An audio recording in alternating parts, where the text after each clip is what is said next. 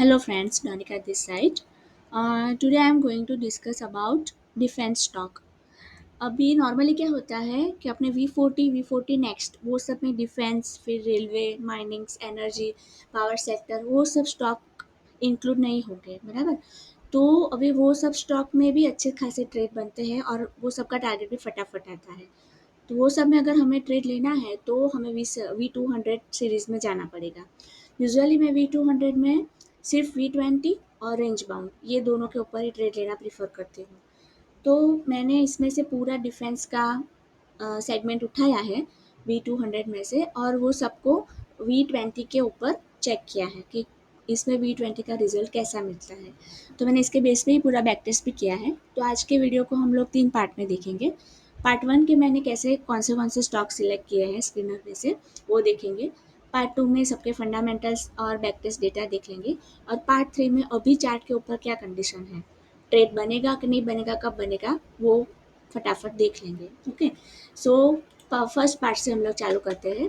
तो मैंने सबसे पहले HAL सिलेक्ट करके रखा है, हिंदुस्तान एरोनॉटिक्स, मतलब अपना एरोस्पेस एंड डिफेंस वाला पूरा सेक्टर कंसिडर हो जाएगा। इसमें हमें पीयर कंपैरिजन में जाना है, वहाँ हमें ऐसे 7 स्टॉक मिलेंगे, बराबर। इसमें से जो हमारे वी 200 के पार्ट है उसको हम कंसिडर करेंगे और जो पार्ट नहीं है उसको निकाल देंगे। HL is a part of V 200, BEL is a part of V 200। BDL अभी तक वी 200 का पार्ट था, लेकिन अभी थोड़े टाइम पहले वो उसमें से निकल गया है, तो हम इसको कंसिडर नहीं करेंगे। ये एकदम बॉर्डर पे है इसके parameters, but we will avoid. जिसमें हमारे रूल्स 100% मिलेंगे उसमें ही हम ट्रेड लेना प्रीफर करेंगे। Then GRS is a part of V20, V 200. Data pattern is also part of V 200. Zen Technology is a part of V 200, but ये circuit वाला stock है। सर्किट वाला स्टॉक किसको बोलते हैं मैं आपको दिखाती हूँ।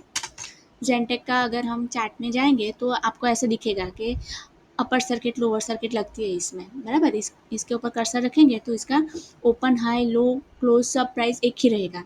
अभी ऐसे स्टॉक में क्या होता है, हमारे बाय करने के बाद अगर कंटिन्यू अपर सर्किट लगना चालू हो गया, so that will be beneficial for us, कि अच्छा है चलो सर्किट लग रही है। बट अगर हमने राइट टाइम पे एग्जिट नहीं ले पाए तो हम उसमें स्टक हो जाएंगे, बराबर। कंटिन्यूस उसमें लोअर सर्किट लगना चालू हो जाएगा, या तो वो हमारे बाइंग प्राइस पे आके रुकेगा या तो उससे भी नीचे चला जाएगा। तो ये ऐसे स्टॉक रिस्की है, मैं यूजुअली ऐसे स्टॉक को अवॉइड करती हूँ। वी 200 में से ऐसे मेरे ध्यान में 2 स्टॉक है, एक ये जैन वाला है और दूसरा मिस्टैन फूड है।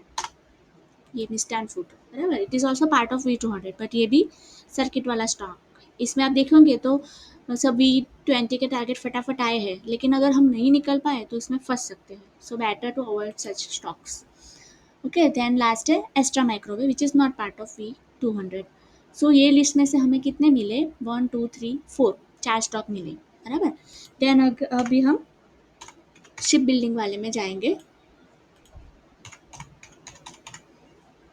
कोचिन शिपयार्ड देखते हैं। ओके, कोचिन शिपयार्ड, उसका पेयर कंपैरिजन में जाएंगे तो यहाँ पे 5 स्टॉक है ship building and allied service में। Mazagon dock that is part of V 200, so we will consider this. Cochin shipyard, अब ये 3 है, स्वैन डिफेंस, लक्ष्मीपति इंजीनियरिंग और हरियाणा शिप, ये तीनों पार्ट नहीं है वी 200 का, सो हम इसको कंसिडर नहीं करेंगे। इसमें से हमें 2 मिले, आगे के लिस्ट में से हमें 4 मिले और इसमें से 2, टोटल हमारे पास 6 स्टॉक हो गए, बराबर, डिफेंस के अमंग वी 200। तो ऐसे मैंने सब स्टॉक का सिलेक्शन किया है। अब मैंने ये सबका पार्ट 2 में चलते हैं हम, कि सबका फंडामेंटल का जो पैरामीटर्स है उसको कंपाइल करके रखा है एक ही पेज पे, ताकि हमें आइडिया आ सके कि कौन सा स्टॉक बेटर है और कौन सा हम प्रायोरिटी किसको हम दे सकते हैं। तो अगर हम देखेंगे तो शिप यार्ड वाले में, शिप बिल्डिंग वाले में कोचिन और मेजगन डॉक ये 2 है, बराबर। तो ये दोनों में से ROC हाईएस्ट है मेजगन का, प्रमोटर होल्डिंग भी हाईएस्ट है मेजगन डॉक की, बराबर। सेल्स, नेट प्रॉफिट, EPS तो दोनों का हाईएस्ट एवर है और रिजर्व भी दोनों के पास डेप्थ से ज़्यादा है। तो ये पैरामीटर तो दोनों का सेम है, but ROC in promoter holding मतलब शेयर होल्डिंग पैटर्न जो स्ट्रांग है वो है मेजगन डॉक में। तो कभी अगर हमें चांस मिला कि हमारे पास 2 ऑप्शन है, कोचिन है और मेजगन डॉक है, so we will prioritise Mazagon dock. Likewise जो एरोस्पेस वाले जो स्टॉक है अपने डिफेंस के, उसमें है हल, डेटा पैटर्न, BEL और GRSC।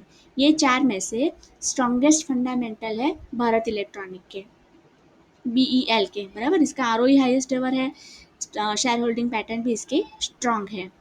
So we will consider this, अगर हमें इतना ऑप्शन मिला तो ये सब मैंने इसका फंडामेंटल एक पेज पे ला के रखा है, सो हमें आइडिया लगेगा। फिर हम सबके इंडिविजुअल बैक टेस्ट डेटा के ऊपर जाएंगे। तो ये कोचिंग शिपयार्ड का डेटा है बराबर। अब इसमें मैंने सब कंसिडर किया है कि 200 लाइन के अबो हो अपनी रेंज बनती, या तो उसके बिलो हो। तो दोनों केस में सबके टारगेट मिले हैं। अभी तक जितनी भी V20 रेंज एक्टिव हुई है, सूनर और लेटर उसका टारगेट आया ही है बराबर। अभी ये फर्स्ट वाली जो रेंज थी वो लिस्टिंग डे वाली थी, V20 रेंज 11 अगस्त 2017 को बनी थी और एक्टिवेट हुई थी ये 27 जून 2018 को बराबर। तो 4 साल लगे थे इसको, होल डे से इसका 1560, इतना ज़्यादा टाइम लगने के बाद भी इसका टारगेट आया था 21.41%।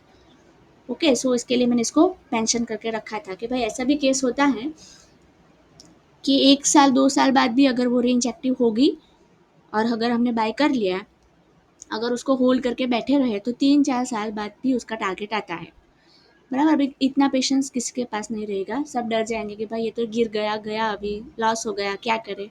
कुछ नहीं करना है, V20 के ऊपर हमने ट्रेड लिया मतलब बस आंख बंद करके उसको होल्ड कर सकते हैं, क्योंकि हमें अभी तक का सब बैक टेस्ट डेटा मिला है उसके ऊपर से, तो यही है हमारे पास। देन ये सब डेटा मैंने निकाल के रखा है। इसमें अभी वाली जो येलो मैंने हाईलाइट की है वो रेंज एक्टिव है, और ये ऑरेंज वाली रेंज है वो एक्टिव होने वाली है। वो हम चैट के ऊपर जाके देख लेते हैं।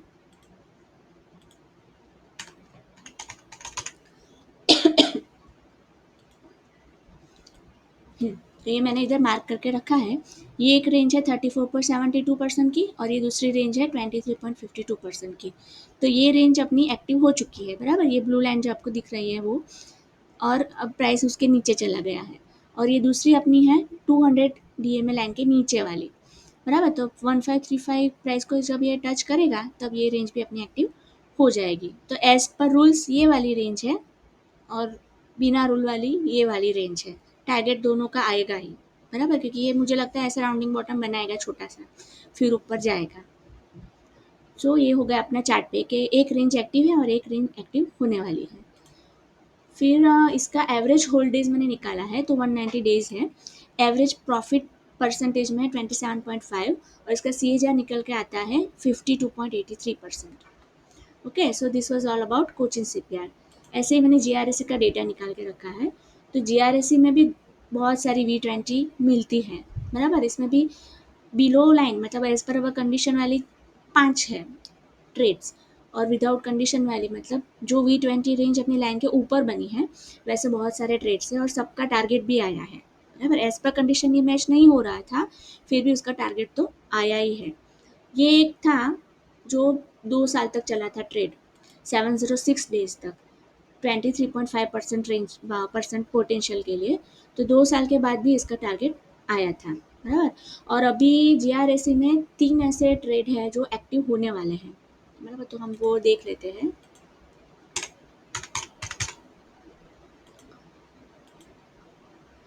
GRSE में ये 3 रेंज है, 36.82%, 24.5% और 40.75%। तो ये दो जो रेंज है वो V200 लाइन के नीचे वाली है। सो एज पर स्ट्रेटेजी ये दोनों ट्रेड फिट बैठते हैं। और ये वाली एक है 40.75 वाली, वो लाइन के ऊपर है। सो एज पर रूल्स बैठेगा नहीं, बट ये ट्रेड कंसिडर कर सकते हैं। तो अभी तीनों एक्टिव नहीं हुए हैं, एक्टिव हो सकते हैं बराबर। अभी नेक्स्ट हम जाते हैं। हाँ, और इसका एवरेज होल्ड डेज है 157 डेज। इसका परसेंटेज प्रॉफिट है एवरेज 25.85, और CAGR है 60%। लाइकवाइज हल का भी एक ओपन है ट्रेड और एक एक्टिव होने वाला है। इसका एवरेज होल्ड डेज है 299 डेज, एवरेज परसेंटेज प्रॉफिट है 27.47, और CAGR निकल के आता है 34%। डेटा पैटर्न में है ना बहुत कम V20 रेंज बनी है। ये मैंने नहीं, इसमें नहीं, बेल में इसमें भी कम ही बनी है रेंज। 3 अभी एक्टिव होने वाली है। इसका एवरेज होल्ड डेज है 77 डेज, एवरेज परसेंटेज प्रॉफिट 26.46, और CAGR 1 to 5%। Then Bharat electronic, इसमें V20 बहुत कम बनती है, रेयर बनती है। लेकिन जो अभी तक बनी है वो सब एज पर कंडीशन ही बनी है, बिलो 200 DMA लाइन के नीचे ही बनी है। पी एस एफ का होल्डेज है 160 डेज, एवरेज प्रॉफिट है 21.53 और CAGR है 49%।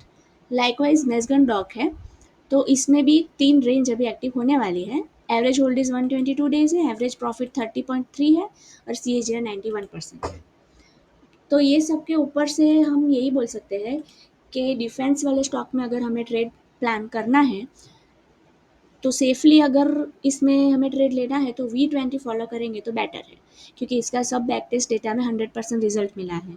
कितना होल्ड करना पड़ेगा ये किसी को नहीं पता है, क्योंकि ये जब डिफेंस वाले स्टॉक गिरते हैं तो बहुत स्पीड से गिरते हैं और जब बढ़ते हैं तो भी एकदम स्पीड से बढ़ते हैं। सो अगर एज पर स्ट्रैटेजी कोई ट्रेड बैठता है तो हमारे रिस्क एपेटाइट के हिसाब से 2% 3% हम इसमें डिप्लॉय करें तो चलेगा, ऐसा है। क्योंकि इसका टारगेट तो अभी तक का तो रिकॉर्ड है कि 100% ये स्ट्रेटजी ने वर्क किया है, कि जितना भी एक्टिव हुआ है V20 सबका टारगेट आया ही है। Okay, so this was all about defence stocks. अभी मेरा नेक्स्ट प्रोजेक्ट है कि मैं ऐसे रेलवे वाले स्टॉक के ऊपर भी काम करके रखूं, बट ये मैं 15 अगस्त के बाद करूँगी ताकि मुझे एक नया फ्रेश V200 का लिस्ट मिल जाए, फिर हम लोग उसके ऊपर काम करेंगे। तब तक आपको कौन से सेक्टर पे ऐसा डिटेल्ड एनालिसिस वाला वीडियो चाहिए वो मुझे बता सकते हो, या फिर कोई भी क्वेरी हो आप मुझे कमेंट सेक्शन में पूछ सकते हो। ओके, तब तक के लिए कमाते रहिए। टेक केयर, जय श्री कृष्णा।